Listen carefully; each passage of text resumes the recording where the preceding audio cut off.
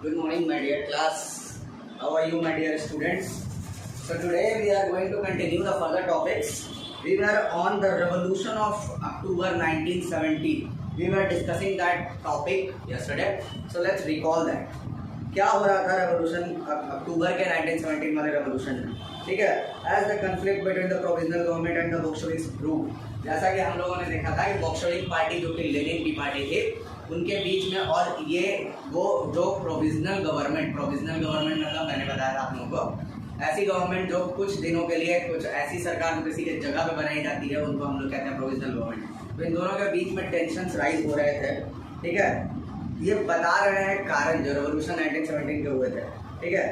Provisional ऐसा लग रहा था बोल्शेविक्स पार्टी को कि प्रोविजनल गवर्नमेंट जो है वो धीरे धीरे डिक्टेटरशिप की तरफ बढ़ रही है, ठीक है, तानाशाही की तरफ बढ़ रही है, डिक्टेटरशिप की तरफ। सितंबर he began discussions for an uprising against the government. Bolshevik supporters in the army, soviets and factories were brought together. ये हम लोगों ने लास्ट क्लास में पढ़ा था कि बोल्शेविक पार्टी जो थी, जो कि लेनिन की पार्टी थी, उस पार्टी को प्रोविजनल गवर्नमेंट से खतरा दिख रहा था आने वाले समय में। उनको ऐसा लग रहा था कि ये गवर्नमेंट जो है वो आने वाले समय में डिक्टेटरशिप का रूप ले लेगी।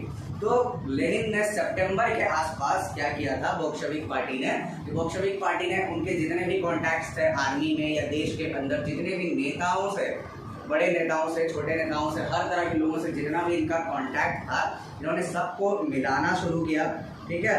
Bolshevik supporters in the army, soviets and factories were brought together. जितने भी लोग थे सबको एक साथ लाया गया। 16 अक्टूबर 1917 1917 16 October 1917 Lenin persuaded the Petrograd Soviet and the Bolshevik Party agreed to socialist seizure of power. A military revolutionary committee was appointed by the Soviet under the Leon Trotsky to organize the seizure. The date of the event was kept a secret. Lenin ने जितने भी लोग थे जिनको इकट्ठा किया था 16 अक्टूबर 1917 को पेट्रोग्रेड, सोवियत जो शहर था पेट्रोग्रेड, वहाँ पे एक गवर्नमेंट बनाने के लिए और पावर को सीज करने के लिए उन प्रोविजनल गवर्नमेंट से उन्होंने एक पूरी की पूरी टीम बनाई लेनिन ने, ठीक है। मिलिट्री रेवोल्यूशनरी कमेटी बनाई गई, उसका नाम था मिलिट्री रेवोल्यूशनरी कमेटी, जिसको लियोन ट्रॉट्स्की, नाम याद रखें, लियोन ट्रॉट्स्की जो कि एक कम्युनिस्ट नेता थे,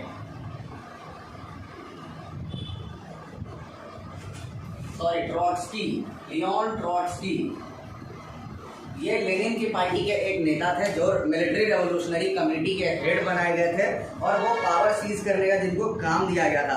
डेट अभी तक डिस्क्लोज नहीं किया गया था कि ये लोग डेट कब डिस्क्लोज कर, डेट कब बताएंगे जब ये रेवोल्यूशन होगा। लोगों के बीच में गुस्सा निकल रहा था, ठीक है। सबसे बड़ी बात यह थी कि सरकार जो थी प्रोविजनल गवर्नमेंट, वो गवर्नमेंट बहुत ज़्यादा उन पर रोक लगाई हुई थी, हर तरह का रोक, और ये धीरे धीरे जो था वो डिक्टेटरशिप का रूप ले रहा था। The uprising began on 24 October, sensing trouble. Prime Minister Kerensky had left the city to summon troops. Uprising, लोगों के बीच में गुस्सा उबलने लगा, ठीक है, और लोग खड़े हो गए सरकार के खिलाफ। 24 अक्टूबर से शुरू हुआ, जब लोगों का गुस्सा फूटने लगा और सरकार के खिलाफ लोग पूरे एक विद्रोह शुरू हो गया था। अपराइजिंग का मतलब होता है विद्रोह, देश के अंदर एक विद्रोह शुरू हुआ।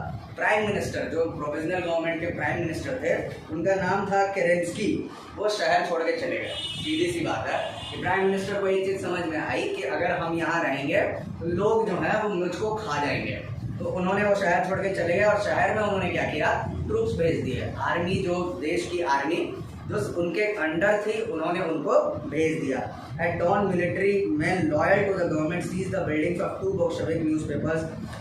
Pro-government troops were sent to take over telephone and telegraph officer to protect the Winter Palace. सुबह, एकदम अगली सुबह, ये 24 अक्टूबर के बाद की, यानी कि 25 अक्टूबर के सुबह की बात है। ये जो आर्मी जो कि गवर्नमेंट के प्रति, प्रोविजनल गवर्नमेंट जो कि राजा, ये प्रोविजनल गवर्नमेंट है, राजा ने बनाया था, तो सीधी सी बात है कि ये राजा का पूरा राजा को सपोर्ट करेगी। ये जो आर्मी थी, जो राजा और प्रोविजनल गवर्नमेंट के लिए लॉयल थी, अगले दिन सुबह सुबह इन्होंने क्या किया कि जितने भी ऑफिसेस थे, ठीक है, बोल्शेविक पार्टी के न्यूज़पेपर्स ऑफिस, फैक्ट्रीज वगैरह, वहाँ जाके इन्होंने रेड किया और सीज कर दिया। इसके अलावा उन्होंने टेलीफोन, टेलीग्राफ ऑफिसेस को भी सीज कर लिया ताकि विंटर पैलेस को सेव किया जा सके, ठीक है। विंटर पैलेस, जहाँ पे जार, रसिया के जो राजा जो थे जार निकोलस II जहाँ रहा करते थे, उनको बचाना सबसे मुख्य जिम्मेदारी इनकी क्या हो गई कि राजा का विंटर पैलेस सेव किया जाए। Other vessels sailed down the Neva and took over the various military points. By nightfall, the city was under the committee's control and the ministers had surrendered. At a meeting and all the Russian Congress of Soviets in Petrograd, the majority approved Bolshevik actions. Uprising took place in other cities. There were heavy fighting, especially in Moscow. But by December, the Bolsheviks controlled the Moscow Petrograd area. उसके बाद क्या हुआ कि इन लोगों ने जितने भी ships वगैरह जो प्रोविजनल गवर्नमेंट की आर्मी थे, वो ज्यादातर लोगों ने हर जगह जो भी कंट्रोल अपने हाथ में ले लिया।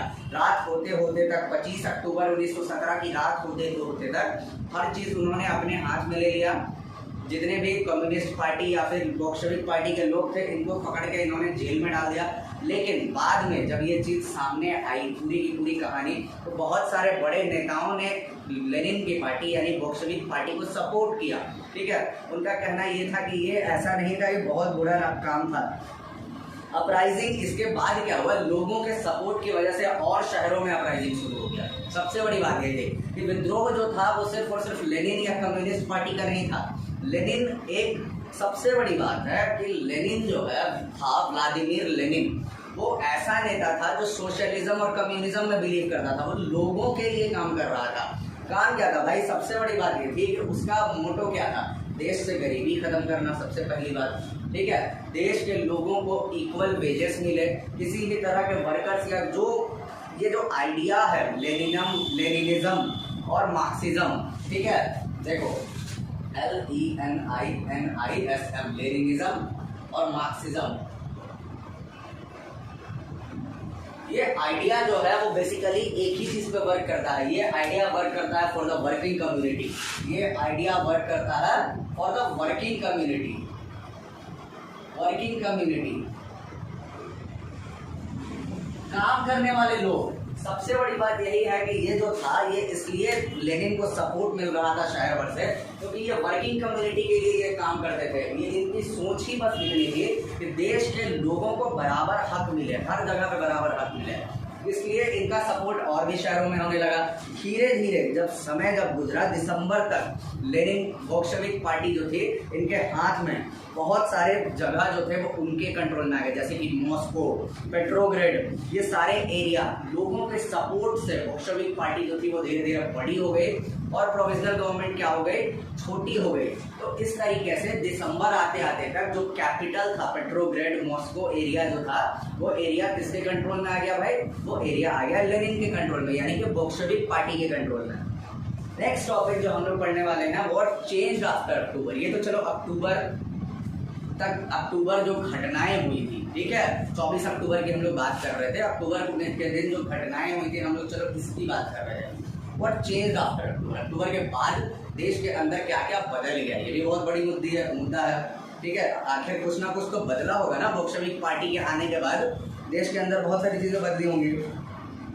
The Bolsheviks were totally opposed to private property. Bolshevik, जैसा भाई मैंने बताया कि प्राइवेट प्रॉपर्टी के ये लोग टोटली खिलाफ थे। Most industry and banks were nationalised in November 1917। ज़्यादातर इंडस्ट्री, बैंक्स ये सब नेशनलाइज कर दिया गया। This means that the government took over ownership and management. अब नेशनलाइज करने का मतलब होता है कि हर कंपनी का जो मालिकाना हक होता है, स्वामित्व, ठीक है, वो अब गवर्नमेंट करेगी। मैनेजमेंट, उसके अंदर जो भी देख रेख जो कुछ भी करना होगा वो अब कौन करेगा, वो अब गवर्नमेंट करेगी। ठीक है, लैंड वे डिक्लेयर्ड सोशल, ये भी शायद मैंने पढ़ाया आप लोगों को। लैंड जो है वो सोशल प्रॉपर्टी डिक्लेयर कर दिया गया। पीजेंट्स, उनको अलाउ कर दिया गया कि वो नोबिलिटी, जो राजा के जो वंशज लोग थे, उनसे अपनी ज़मीनों को छीन लें। ठीक है, शहरों में बोल्शेविक्स ने बड़े घरों को उस हिसाब से, परिवार के हिसाब से इन्होंने बांटना शुरू कर दिया। उन्होंने एरिस्टोक्रेसी के जितने भी टाइटल्स थे, जो अपर मिडिल क्लास के जो लोग, वो लोग जो टाइटल्स वगैरह जो लगाते थे, पैसे वाले लोग, उनको उन्होंने बंद कर दिया। ये सारा चेंज हुआ। ठीक है, आर्मी के लिए नए यूनिफॉर्म्स ऑफिशियल्स के लिए डिज़ाइन हुए। ठीक है, बोल्शेविक पार्टी को रशियन कम्युनिस्ट पार्टी के नाम से बदल दिया गया। नवंबर 1917 में बोल्शेविक्स ने इलेक्शंस कंडक्ट कराए, लेकिन वो लोग हार गए थे। जनवरी 1918 में assembly rejected Bolshevik measures and Lenin dismissed the assembly. ठीक है, इन्होंने नवंबर 1917 में, ये सब चीज़ें मैं आप लोगों को बता चुका हूँ। ठीक है, फिर से मैं बता दे रहा हूँ कि ये सारी चीज़ें जो थी वो ऐसे हुई कि लेनिन की पार्टी ने चुनाव लड़ा। उसके बाद फिर कुछ दिनों के बाद वो चुनाव हार गए। जब चुनाव हार गए, उनको कोई बहुमत नहीं मिला, तो लेनिन ने असेंबली डिसमिस कर दिया। उन्होंने ही brought all India Russian congress Soviet more democratic than assembly elected on certain conditions. उसने ये सोचा कि रशिया की जो रशियन कांग्रेस जो सोवियत थी वो ज़्यादा डेमोक्रेटिक थी। कम्युनिस्ट पार्टी से जो कांग्रेस की जो पार्टी थी वो ज़्यादा डेमोक्रेटिक थी, ये उन्होंने सोचा। मार्च 1918 में despite opposition by the electric polls the Bolsheviks made peace with the Germany in the Brest लिथोवस्क।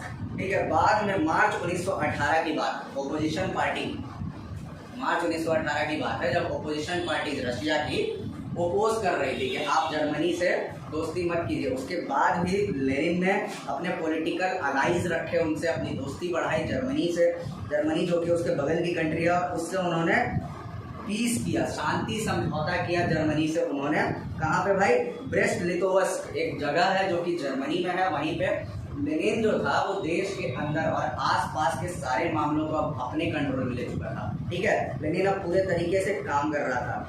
Bolsheviks became the only party to participate in the elections to all the Russian Congress Soviets, which became the parliament of the country. ठीक है, उसके बाद Bolshevik party इकलौती ऐसी Russia में सबसे बड़ी party बन गई।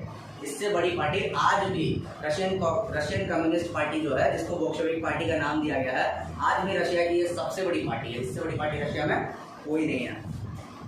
द सीक्रेट पुलिस, जिसको चेका फर्स्ट कहा जाता था, बाद में उनका नाम दिया गया, उन लोगों ने हर वो लोग जो कि बोल्शेविक पार्टी के खिलाफ बोलते थे उनको वो लोग सजा देने लगे। एक तरह से समझ लो कि लेनिन जो था वो गरीबों का मसीहा था, लेकिन उसके खिलाफ बोलने वाले जो भी लोग होते थे उनको वो कुचल देता था। ये रशियन कम्युनिस्ट पार्टी का नियम है।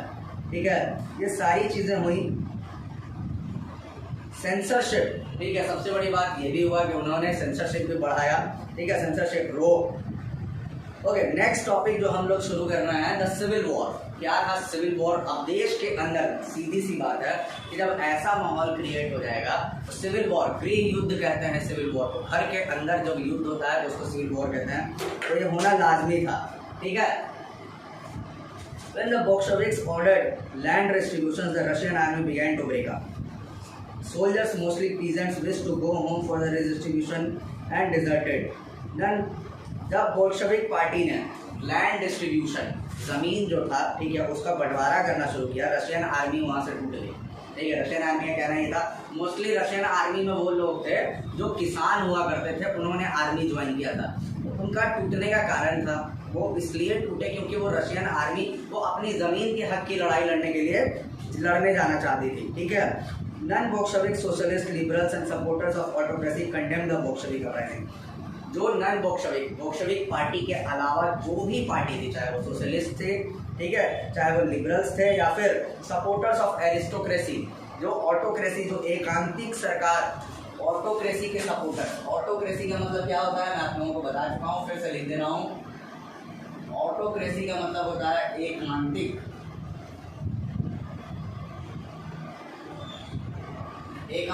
जहाँ पे किसी एक आदमी की चलती है जिस सरकार में, उसको एकांतिक कहते हैं। तो हर वो लोग जो कि राजा पक्ष के सपोर्टर थे, उन्होंने बोल्शेविक पार्टी का विरोध करना शुरू कर दिया।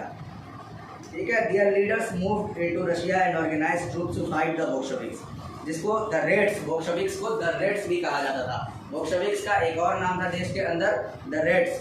तो इन्होंने क्या किया, बोल्शेविक से लड़ने, जो भी विरोध में थे, बोल्शेविक से लड़ने वाले जो भी विरोधी पार्टी थे, उन्होंने अपना ग्रुप्स बनाना शुरू किया और ट्रुप्स ऑर्गेनाइज करना, सेनाएं ऑर्गेनाइज करना शुरू कर दी इन्होंने, जो बोल्शेविक्स यानी कि रेड पार्टी से लड़ेगी। ठीक है, during 1918 and 1919 the Greens socialist, देखो ये हो गया,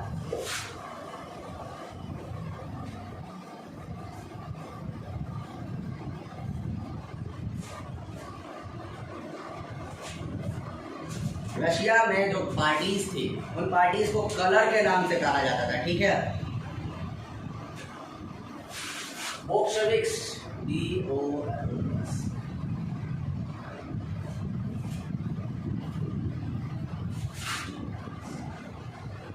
जिनको द रेड के नाम से जाना जाता था। ठीक है, द रेड्स, बोल्शेविक्स को द रेड्स के नाम से जाना जाता था। इनके खिलाफ जो पार्टी थी, जो भी पॉलिटिकल पार्टी, उनको कैसा कैसा नाम मिला हुआ था, socialist revolutionaries, socialist revolutionaries, socialist revolutionaries.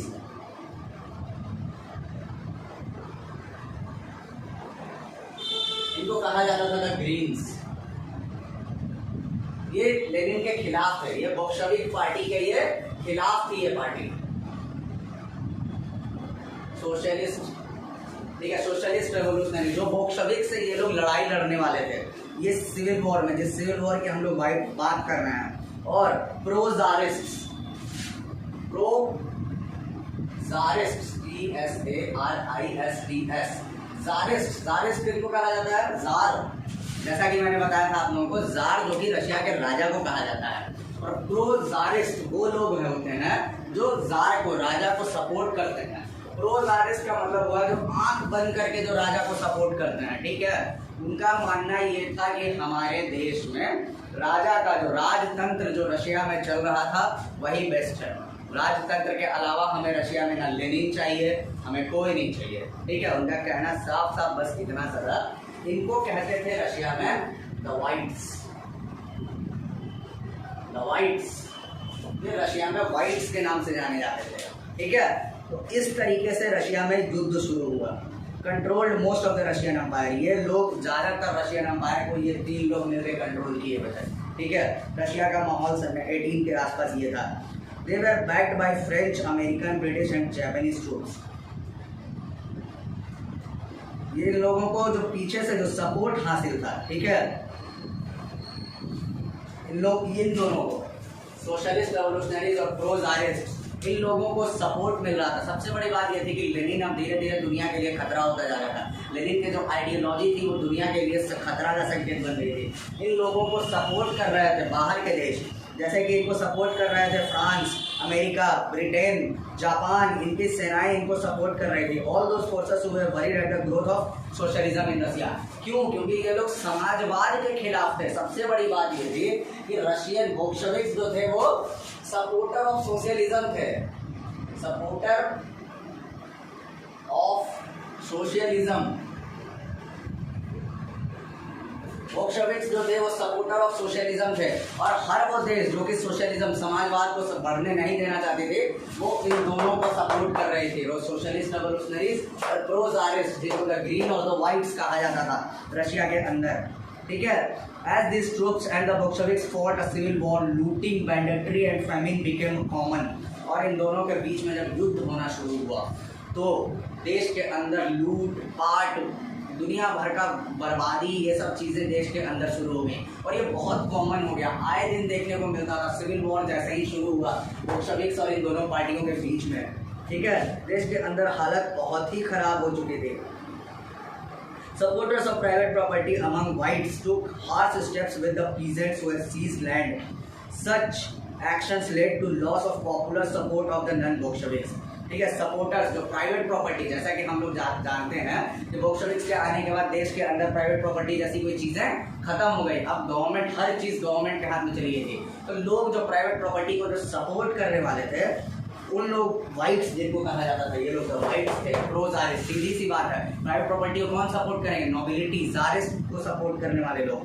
तो इन्होंने क्या किया, जो पीजेंट्स, जो किसान जो इनके लैंड्स को ले लिए थे, उन पर इन लोगों ने बहुत हार्श स्टेप्स लेने शुरू किए, मारना काटना, ये सब चीज़ें शुरू हो गई देश के अंदर।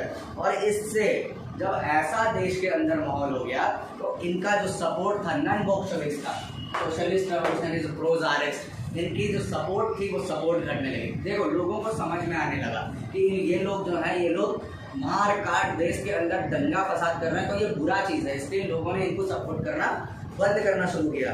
Bye January 1920 the Bolsheviks control most of the former Russian empire. They succeeded to cooperation with the non Russian nationalist. तो 9 जनवरी 1920 के आते तक बोल्शेविक पार्टी के हाथ में सब कुछ फिर से वापस आ गया। बोल्शेविक पार्टी जो थी वो जीत चुकी थी, ठीक है। सीधी सी बात है कि अगर आप गलत कीजिए, अगर आप जनता के साथ नहीं रहिएगा तो आपका जीत संभव नहीं है। बोल्शेविक पार्टी जनता के साथ थी और समय जनवरी 1920 आते आते तक देश के बहुत सारे, जिसको रशियन अम्पायर कहा जाता था, जो पूरा रशिया पे कंट्रोल करता था, अब वो अम्पायर जैसा चीज़, देश, वो अब बोल्शेविक पार्टी के कंट्रोल में आ चुका था। अब पूरा का पूरा क्यों भाई, क्यों ऐसा हुआ? क्योंकि उन्होंने रशियन नेशनलिस्ट और मुस्लिम और जैदिस्ट, देश के अंदर जो देशभक्त लोग हैं, उनके साथ मिलकर इन लोगों ने काम करना शुरू किया, ठीक है। सबसे बड़ी बात यही थी कि ये लोग जो जो भी लेनिन को सपोर्ट कर रहे थे, जो बोल्शेविक पार्टी को सपोर्ट कर रहे थे, वो देश के अंदर मिलजुल के रहना चाहते थे। जैसे मुस्लिम भी थे, जैदिस्ट भी थे, सारे लोगों के सपोर्ट से बोल्शेविक पार्टी फिर से सत्ता में आ गई। Okay, cooperation did not work where Russian colonists themselves turned Bolshevik. In Khiva, the Central Asia, the Bolshevik consists brutally massacred local nationalists in the name of defending socialism. In this situation, many were confused about what the Bolshevik government represented. ऐसा नहीं है कि हर जगह Bolshevik party के supporters ही थे, ठीक है। कई जगह ऐसा भी था कि यहाँ पे बोल्शेविक पार्टी जो थी वो बहुत बुरे फेस में फंसी। जैसे कि एक एग्जांपल दे रहा है तुम्हारे बुक में कि एक जगह था खीवा, जो कि सेंट्रल एशिया में था। बोल्शेविक पार्टी ने खुद ही राजा बनने की कोशिश, देखो बहुत सारे नेता ऐसे होते हैं जो समय का फायदा उठाते हैं। जब इनके हाथ में बहुत ज़्यादा सत्ता जब आ चुकी थी तो इन लोगों ने समय का फायदा उठाने की कोशिश किया और जो एक डिक्टेटर वाला रोल, बहुत सारे नेशनलिस्ट लोगों को इस बात पे उन लोगों ने मरवा दिया कि हम लोग सोशलिज्म, समाजवाद को बढ़ावा दे रहे हैं, ठीक है। ये भी गलत है। अगर आप किसी चीज़ के बल पे अगर आप सत्ता में आए हैं, आप उसको बढ़ावा नहीं दे सकते हैं। ये मारकाट गलत था, ठीक है। तो बहुत सारे लोगों को ये भी कंफ्यूजन था कि आखिर बोल्शेविक पार्टी किस चीज़ को रिप्रेजेंट कर रही है। सोशलिज्म को ही अगर रिप्रेजेंट करना है तो प्रॉपर सोशलिज्म को करे, कम्युनिज्म को ही करना है तो प्रॉपर कम्युनिज्म को करे। तो इस तरीके से लोगों के बीच में मतभेद था। Party is remedy this, party to remedy this most of the Russian nationalist were given political autonomy in the Soviet Union, ठीक है। पार्टी जो थी इसको गलत कही, ठीक है, बोल्शेविक पार्टी ने। और ज़्यादातर रशियन नेशनलिस्ट, जो रशिया के जो राष्ट्रभक्त, जो राष्ट्रवादी लोग थे, ठीक है, उन लोगों को ऑटोनॉमी दे दिया गया कि आप अपने से अपना सरकार जैसे चलाना है आप चलाइए। यूएसएसआर, जब यूएसएसआर का निर्माण हुआ, USSR union state of Soviet Russia, the state the Bolsheviks created from the Russian empire in December 1922। दिसंबर 1922 में जन्म हुआ था यूएसएसआर का, ठीक है। याद रखना, ये बहुत ही इंपॉर्टेंट चीज है। USSR union state of Soviet Russia, ठीक है, जो कि रशियन अंपायर टूटने के बाद बोल्शेविक पार्टी ने बनाया था, ठीक है। दिसंबर 1922 में यूएसएसआर का जन्म हुआ था, जो बोल्शेविक पार्टी ने बनाया था, ठीक है। But since this was combined with unpopular policies and the Bolsheviks forced to local government to follow, like the harsh discouragement of nomadian, attempts to win over different nationalists were only partly successful, ठीक है। लेकिन इस तरीके की सरकार जो कि नोमैडिज्म, बंजारेपन को बिल्कुल ही सपोर्ट नहीं करती, दूसरे देश से लोग आते थे उनको इन लोगों ने बिल्कुल सपोर्ट नहीं किया, ठीक है। और ये एक तरह से दूसरे देशों के लिए जो एक तरह का जो नेशनलिज्म था, ये सिर्फ इनके देश में सिमट के रह गया। और नेशनलिस्ट की भावना जो दूसरे देशों तक में जो कब्जा करने की भावना थी, इन्होंने ये कभी भी सपोर्ट नहीं किया।